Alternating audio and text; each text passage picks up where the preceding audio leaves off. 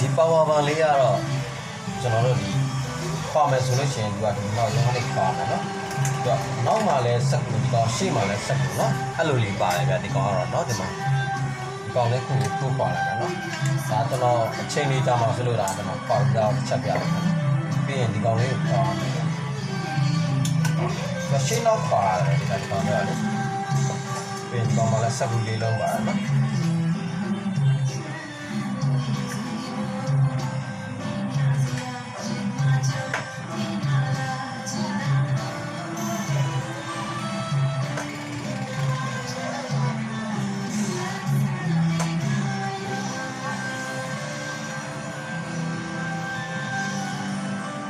ီကောင်ကျတော့အထဲမှာသူကလစ်သီယမ်ပတီလေးနဲ့လောက်တာနော်သူကတော့အားမနေရဘူးနော်ဒီမှာ